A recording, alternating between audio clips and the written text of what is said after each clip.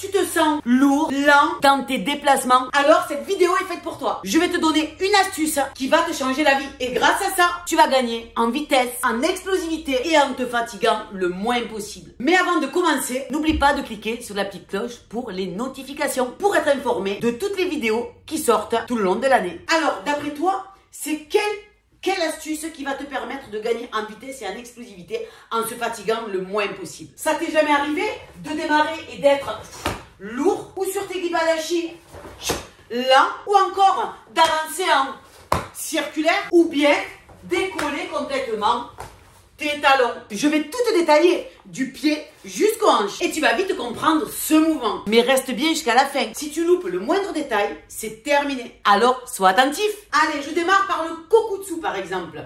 Position difficile, surtout quand on débute, quoique même les gradés, ça arrive. Il t'est jamais arrivé, comme je t'expliquais tout à l'heure, ici, de venir avancer en circulaire. Cette position est hyper difficile. Pourquoi? Parce qu'on passe d'une position de profil d'un côté à d'un seul coup, on doit vouloir tourner la position de profil de l'autre. Du coup, qu'est-ce qui se passe? Il se passe qu'on anticipe complètement ce pied, parce que c'est ce pied avant qui gêne pour ouvrir le genou. Et tu vas vite comprendre, c'est quoi? C'est que une fois que je suis ici, souvent, c'est dans cette phase-là que les jambes, ils veulent tourner tout de suite. C'est une erreur. Pourquoi? Parce que une fois que j'ai tout mon poids, cheville, genou, hanche, épaule alignés, j'ai tout mon poids ici, on va appeler ça un mur porteur. Si ce mur porteur, je cherche à ouvrir mes hanches, parce que souvent c'est ce que les gens ils cherchent à faire, c'est à ouvrir les hanches pour pivoter, tu comprends bien qu'en ayant tout le poids ici, ça devient chiant, très compliqué. De plus, si je te mets de face, regarde bien, ça fait ça.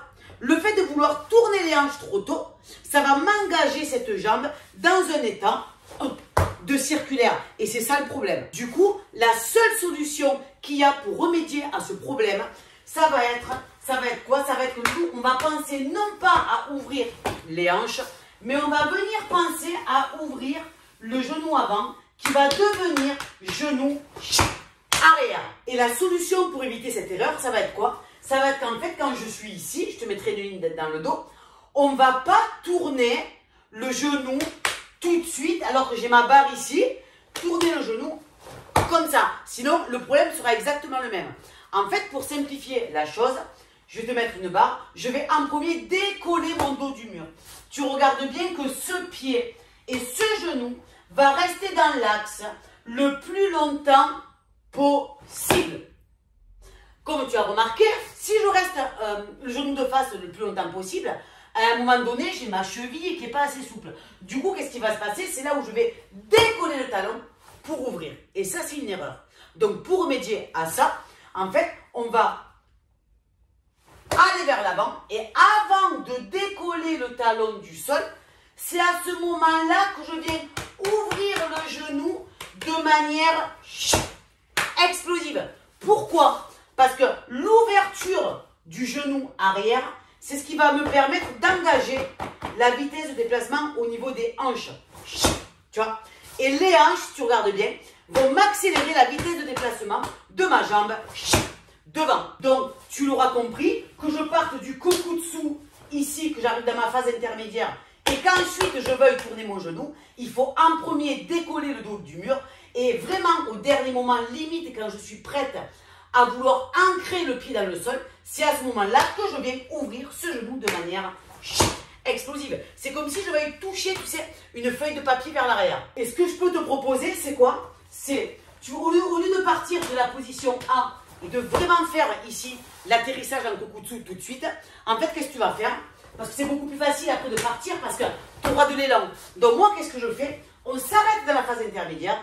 Donc tu vas partir d'ici et tu vas t'entraîner à faire ça, le pied.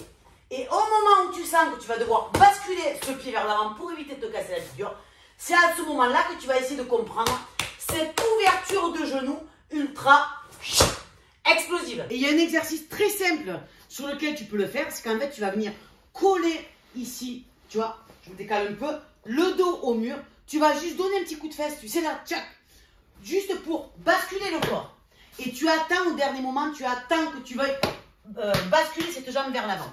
Et arrivé, une fois que tu as décollé le pied du mur, le dos du mur, pardon, c'est à ce moment-là que tu vas venir ouvrir ce genou. Décolle, ouvre. T'as vu? C'est vraiment, je te fais doucement, c'est décolle, ouvre.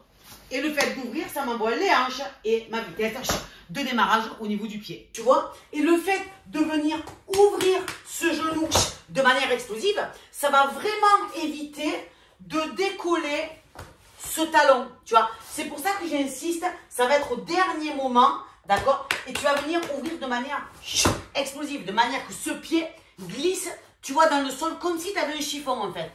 Et ce que ça va t'aider encore plus, c'est quoi? C'est que, en fait, ça va éviter ça.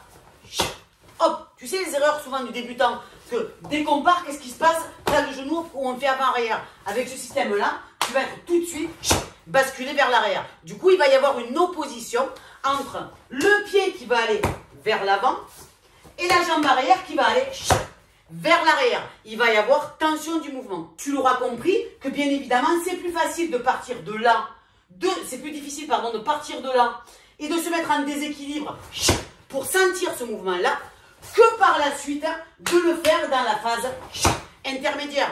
D'ailleurs, si tu es intéressé sur la chaîne YouTube, tu as tout le développement de ce mouvement, ok, qui te parle de la phase du point A à l'atterrissage du point B, ok. Tu l'auras compris, sur le Kibadashi, c'est exactement la même chose. Le Kibadashi, je suis ici, je vais bon ouvrir mon pied d'appui, mais je me retrouve ici. Hop, pardon, d'accord? De là, ça va être la même chose. Je mets mon corps en déséquilibre et ouverture du genou qui va m'envoyer des hanches et le pied. Mais tu as vu que c'est vraiment ce système-là. Et quand tu vas pousser ensuite ici et que tu vas venir avancer et ouvrir au dernier moment, ça te dynamise ton déplacement. Tu vois, si tu as compris cette astuce-là, on le retrouve par exemple aussi sur la position, tu sais, Fudodashi. Tu sais, dans Soshin par exemple, pour ceux qui sont un peu plus gradés, eh bien c'est pareil. Dans Soshin, je suis ici, je pousse, je suis dans la même phase intermédiaire et après je mets mon corps en déséquilibre avec cette fameuse ouverture du genou. Du coup, quand je me déplace, je pousse et je viens ouvrir le genou au dernier moment. Et après, tu vas me dire, oui, mais Jess, là, on a vu que le bas du corps. Oui, parce que c'est le sujet de cette vidéo. D'accord? Après, évidemment, il va y avoir une grosse problématique sur l'enchaînement et la coordination entre le haut et le bas du corps. Mais pour ça, je te laisse voir la vidéo qui suit juste tout de suite. Je te dis à très bientôt. Bye bye.